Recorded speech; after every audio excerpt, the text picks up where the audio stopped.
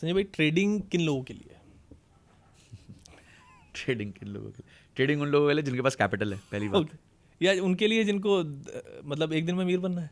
नहीं, उनके लिए ट्रेडिंग इसलिए है क्योंकि शायद वो हमारे जैसे लोगों को पैसा कमा के देना चाहता है। इसको मैं डेटा से बताता हूँ। बात करते हैं इसमें। अभी एक रिपोर्ट, अभी एक इशू हुआ था जेन स्ट्रीट करके कंपनी का, ठीक है। अब आप समझिए कि कैसे सिस्टम कैसे रिग्ड है। सिस्टम नहीं रिग्ड है, मतलब ये चलेगा ही बड़े लोगों के लिए। सेबी कहता है 93% लोग, 93% लोग 3 साल में लॉस करते हैं, ठीक है। तो 7% प्रॉफिट कर रहे हैं। उस 7% में से 1% साल का 1 लाख रुपया उससे ज्यादा कमाते हैं। ओके। मतलब पूरे ट्रेडर बेस में से साल का भी 1% लोग साल का 1 लाख रुपए से ऊपर कमाते हैं। आप यहां किसी बच्चे के पास चले जाओ, उसको लगता है मैं 50,000 डालूंगा तो मैं महीने का 1 लाख रुपए कमा लूंगा। बिल्कुल, यही थॉट प्रोसेस से आता है। बिल्कुल। तो यहां प्रूव हो गया कि वो थॉट प्रोसेस ही गलत है। तीसरा डेटा पॉइंट, जब ये मैप किया गया कि जिनके लॉस हुए थे उनकी आमदनी कितनी है, क्योंकि ये तो डेटा सब होता ही है सभी के पास, तो ये पता चला कि जिनकी इनकम कम है उनके लॉसेस ज्यादा है। ओके। अगर किसी की 3 लाख रुपए साल की इनकम है तो उसके लॉस ज्यादा है एज कंपेयर टू समबडी जिसकी 10 लाख इनकम है। तो यहां लोग क्या कर रहे हैं? गैम्बलिंग कर रहे हैं। गैम्बलिंग हो रही है, क्योंकि जिसकी 3 लाख इनकम है वो डाल ही नहीं पाएगा ना ज्यादा पैसे। बिल्कुल। तो वो क्या करता है? Far out of the money call put खरीद लेता है। टर्म्स होते हैं, टेक्निकल टर्म्स। अभी डेटा खत्म नहीं हुआ, अभी और बताता हूं, ठीक है। वो कहते हैं रुको जरा, सब्र करो, अभी और बताता हूं। तो ये हो गया।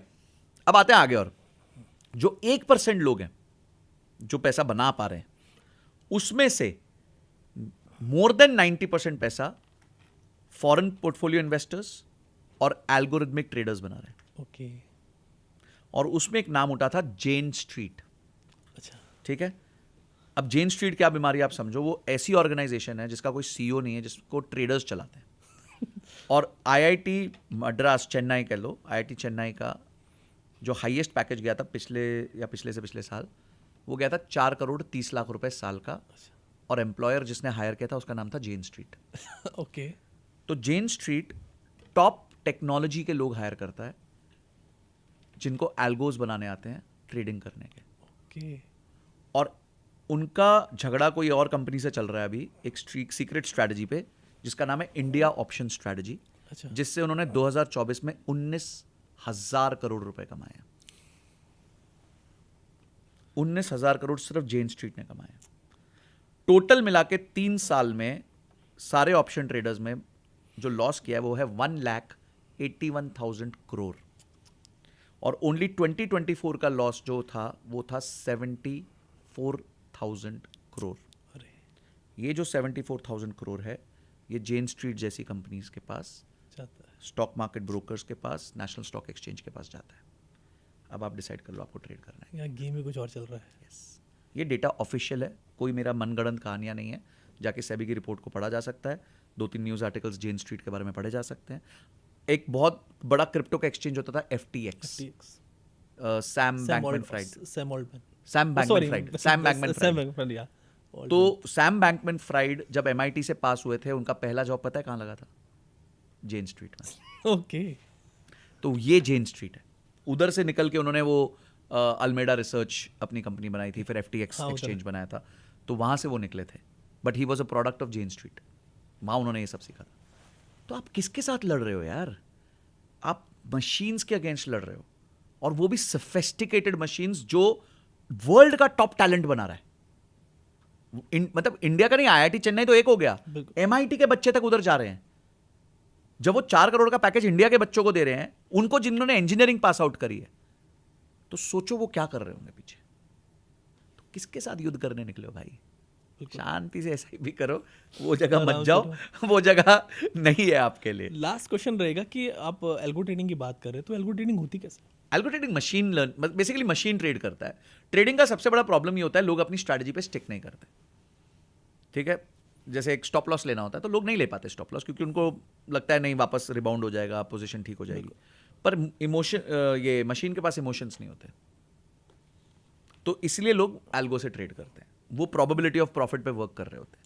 पर देखिए, ट्रेडिंग जो गेम है ना, वो बड़े कैपिटल का गेम है, और इसमें बड़े सोफिस्टिकेटेड मॉडल्स लगते हैं, फेलियर्स बहुत होते हैं, आपके पास कैपेसिटी होनी चाहिए। आप है ना 5-10 हज़ार से ट्रेडिंग करने आएंगे तो हर रोज हारेंगे।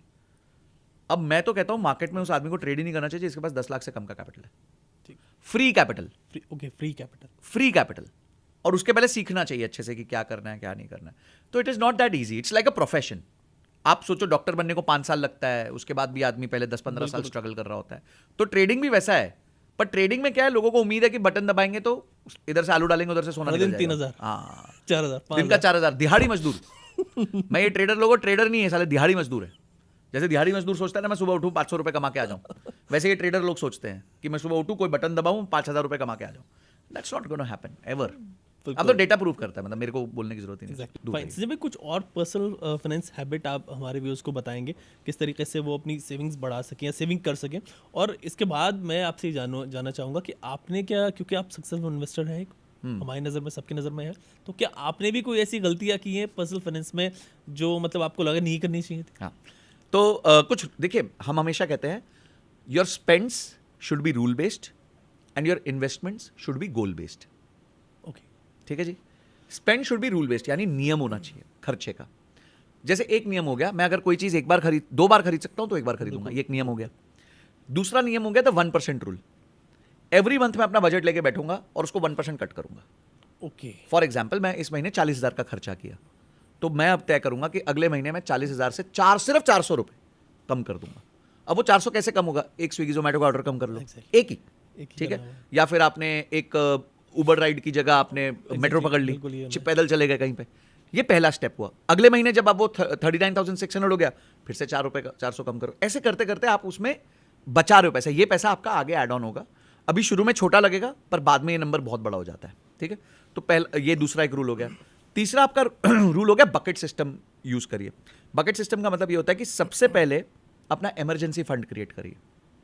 लोग 4 में से 3 लोगों के पास ऐसा इमरजेंसी फंड नहीं है। मतलब आपको किसी की जॉब चली जाए, मेरे एक फ्रेंड की जॉब चली गई तो 3 महीने का पैसा नहीं था उसके पास, और उसकी तनख्वाह 2.5 लाख रुपए महीना थी, 2.5 लाख रुपीज अ मंथ उसकी सैलरी थी, और वो 3 महीने का पैसा जमा नहीं कर पाया। तो एटलीस्ट आपके पास 6 महीने का एक जो है इमरजेंसी फंड क्रिएटेड होना चाहिए आपके पास। तो ये जो चीज़ें हैं ये आप करिए। इतने से ही आप में बहुत मैसिव इंप्रूवमेंट आ जाएगा, आप बहुतों से बहुत आगे निकल जाएंगे। अब आपने पूछा मैंने क्या गलतियां करी थी। आई थिंक जो सबसे बड़ी गलती मेरे से हुई है वो हुई है कि मैंने ना लोगों को पैसा दान में दिया लिटरली। तो थोड़े इमोशनल है हम, तो कोई आ गया बोला संजय सर ये भाई ये ऐसा हो गया, थोड़ा पैसा दे दो, पैसा दे दो, पैसा दे दो। बाद में वो उठ के फ़ोन भी नहीं उठाते हैं, फिर आपके से बात भी नहीं करते, इमोशनल ट्रॉमा देते हैं। तो मैं आप सबसे रिक्वेस्ट करूंगा, आपका नाम HDFC bank, state bank of India, ICICI bank नहीं है, बिल्कुल, ठीक है। तो आप प्लीज़ किसी को पैसा मत दीजिए, और अगर देते हैं तो उतना पैसा दीजिए जो आप भूल सकते हैं। अगर आपकी क्षमता 1,000 रुपये की है देने की, और उसको देके आप भूल सकते हैं कि चल ठीक है यार दोस्ती के नाम लिख दिया मैंने, तो 1,000 ही रुपया दीजिए। प्रेशर में आके 10,000 15,000 मत दीजिए, ठीक है, क्योंकि कहानी सबके पास है, प्रॉब्लम सबकी है। अंत में आपकी जब प्रॉब्लम होगी तो समझ आएगी। तो ये मेरी एक सबसे बड़ी मिस्टेक रही है पर्सनल फाइनेंस में। सेकंड, मुझे लगता है ऐसी चीज़ों में कभी कभी मैंने इन्वेस्ट किया है, और ये सबके साथ होता है शुरू में, जो चीज़ हमें समझ भी नहीं आती तो हमने उस पर भी इन्वेस्ट कर दिया कि चलो दोस्त बोल रहा था, ये बोल रहा था, तो वो हमारे से भी गलती हुई। पर हमने ये देखा कि उन सारी चीज़ों में हमें पैसा नहीं बना, और जहाँ मैं डिसिप्लिन तरीके से SIP करता रहा, इन्वेस्टमेंट करता रहा, उधर मेरे को पैसा बन गया। तो मेरे को ये रियलाइज हुआ ये वाला गेम भी बंद कर रहे हैं दुकान। मैंने लाइफ को ना कंसोलिडेट किया। तो मैं भी चाहता हूँ आप लोग भी ना लाइफ को कंसोलिडेट कीजिए, फैलाइए मत, ये भी कर लूंगा, वो भी कर लूंगा, ऐसे भी कर लूंगा, वैसे भी कर लूंगा। कंसोलिडेट, जितना फोकस्ड बेस्ड इन्वेस्टमेंट करेंगे, गोल बेस्ड इन्वेस्टमेंट करेंगे, उतना आप खुश रहेंगे, हैप्पी रहेंगे। तो आई थिंक ये कुछ चीज़ें आपको मतलब जो है ध्यान रखनी चाहिए। फाइन।